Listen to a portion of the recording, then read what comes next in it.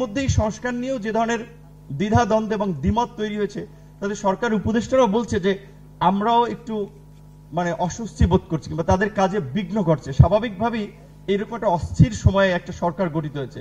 এখনই যদি তাদের উপরে চাপ তৈরি করা হয় যে আর্লি ইলেকশন, তাদের তো স্বাভাবিকভাবে ওইখানে একটা চাপ থাকে, যেটা আমাদের আরেকজন উপদেষ্টা আদিলুর রহমান সাহেব বলেছেন যে আমরা শুধুমাত্র একটা পরিবর্তন করে আপনাদের দায়িত্ব শেষ হয়ে যায়নি, এখন অনেক ধরনের ষড়যন্ত্র চলছে, আপনাদের প্রতিরোধ করার যে প্রচেষ্টা, সংস্কারের পাশাপাশি প্রতিরোধের জন্য প্রস্তুত থাকতে হবে, চোখ কান খোলা রাখতে হবে। এই যে সচিবালয়ে যে ঘটনাটি ঘটে গেল, আমি দেখেছি ফ্লোরের যে অবস্থা, তাতে মনে হয়েছে এখানে কোনো বিস্ফোরক থাকতে পারে, যে অবস্থা, এটা নর্মাল অগ্নিসংযোগে এরকম হয় না, পলেস্তারা উঠে যায় না। তো সেই ক্ষেত্রে আমরা অনেক ধরনের আরো তো অস্থিরতা দেখতে পাচ্ছি, আমাদের প্রতিবেশী রাষ্ট্রের যে অসহযোগিতাপূর্ণ মনোভাব, সেক্ষেত্রে আমাদের একটা জাতীয় ঐক্য খুবই প্রয়োজন। কিন্তু জাতীয় ঐক্যে আমি স্পষ্টতই কিছুটা বিভাজন দেখতে পাচ্ছি।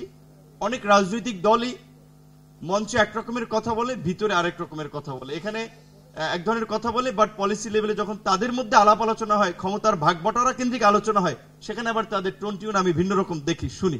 সেক্ষেত্রে যেটা আমাদের প্রধান উপদেষ্টা বলেছে যে ন্যূনতম সংস্কার যদি আপনারা চান, তাহলে আগামী বছর শেষের দিকে একটা ইলেকশন হতে পারে, তাহলে ন্যূনতম কিংবা এর চেয়ে যদি আমরা ধরি মাঝারি ধরনের সংস্কার ক্ষেত্রে আমরা কি কি সংস্কার মিনিমাম চাই, আমরা একটা জবাবদিহিতামূলক আইন শৃঙ্খলা বাহিনী চাই। এখন যেভাবে পুলিশ কিংবা প্রশাসনে অনেকে আবার একেবারেই প্রো বিএনপি জামাত হয়ে যাচ্ছে, তো সবাই দাবি করছে যে তারা বঞ্চিত, তো তারা যদি আবার আরেকটা রাজনৈতিক দলেরই প্রশাসনে থেকে প্রতিনিধিত্ব করতে চায়, তাহলে এই প্রশাসন তো হাসিনার প্রশাসনের চেয়ে বেটার কিছু হবে না।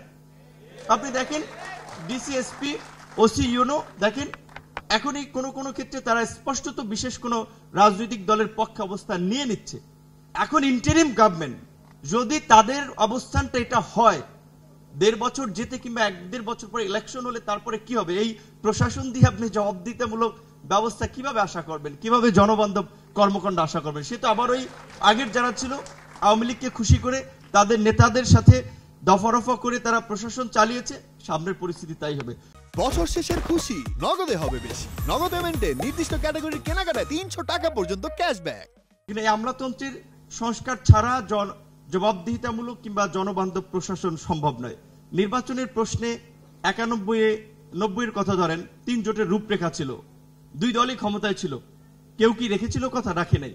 সেক্ষেত্রে নির্বাচনী ব্যবস্থার প্রশ্নে যেন আমরা একটা নির্বাচনকালীন সরকার নিয়ে ঐক্যমত্যে পৌঁছাতে পারে যে নির্বাচনের সময় আমার কি ধরনের সরকার হবে, এবং এটা সংবিধানের প্রয়োজনে ইনসার্ট করা, যে সেটার একটা এই সরকারের মাধ্যমেই আমরা একটা ঐক্যমত্যে পৌঁছাতে পারি নির্বাচনকালীন সরকার বিষয়ে। এবং নির্বাচন কমিশনের স্বাধীন ক্ষমতা শক্তিশালী করার বিষয়ে অনেকদিন ধরে আলাপ আলোচনা আসছে, সেক্ষেত্রে কি কি পদক্ষেপ নেওয়া যেতে পারে, সেই বিষয়গুলো এখন তো এই সরকারের মাধ্যমে অন্তত আমরা করতে পারি। এবং বিশেষ করে মৌলিক সংস্কারের ক্ষেত্রে এখন আওয়ামী লীগের গত 16 বছরে শিক্ষা, স্বাস্থ্যের যে সংস্কৃতির যে চিত্র দেখে আমরা আওয়ামী লীগের তো মুক্তিযুদ্ধের আওয়ামী বয়ান বলতে হবে, যে মুক্তিযুদ্ধের একটা ন্যারেটিভ তারা তৈরি করেছিল, কালচারাল একটা ন্যারেটিভ উইথ ইন্ডিয়ান হেজিমনি তারা এখানে এস্টাবলিশ করেছে। সেক্ষেত্রে আমরা যদি এখানে এটার একটা কাউন্টার পজিটিভ ন্যারেটিভ তৈরি না করতে পারি, আমাদের একটা নিজস্ব বয়ান যদি তৈরি করতে না পারি, আবার আওয়ামী লীগের যতই আমরা ঠেকাতে চাই না কেন, আওয়ামী লীগের পুনর্বাসন হবে। আর আওয়ামী লীগের পুনর্বাসন হলে আওয়ামী লীগ যদি আসে সেটা খুব ভয়ঙ্কর রূপে আসবে, সেটা এখন আসুক, 2 বছর পরে আসুক, আর 5 বছর পরে আসুক। তাই আমি সকলকে অনুরোধ করব, নির্বাচনের চ্যাপ্টারটা আমরা আলাপ আলোচনার মধ্যে দিয়ে একটা টেবিলে রাখি, এটা নিয়ে পাবলিকলি খুব বিতর্ক বা পাবলিকলি নিয়ে না আসি যে আবার আন্দোলনই করা লাগবে ভোটের জন্য, নির্বাচনের জন্য। আন্দোলন তো কিছুদিন আগেই করলাম, আমরা সবাই বলছি উইথ বিএনপি চেয়ারপারসন, জামাতের আমির, সবাই বলছি আমাদের সরকার, তাহলে আমাদের সরকারের কাছে আবার ভোটের জন্য কেন আমাদের 5ই অগস্টের মতো আবার আন্দোলন করা লাগবে?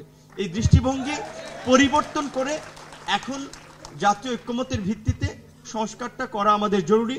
তার জন্য যে সময়টা দরকার, আমার মনে হয় এখানে রিজওয়ান আপাকে আমরা দেখতে পাচ্ছি, আদিল ভাই ছিলেন, সুনির্দিষ্টভাবে তাদের একটা মেয়াদ উল্লেখ করা দরকার, যে এই সংস্কারগুলো যদি আপনারা চান তাহলে 1 বছর কিংবা 2 বছর, এবং এই 1-2 বছর আমাদের সরকারকে নিয়ে কোনো কোশ্চেন না করে তাদেরকে সহযোগিতা করে সংস্কারটা সফল করা দরকার। ধন্যবাদ।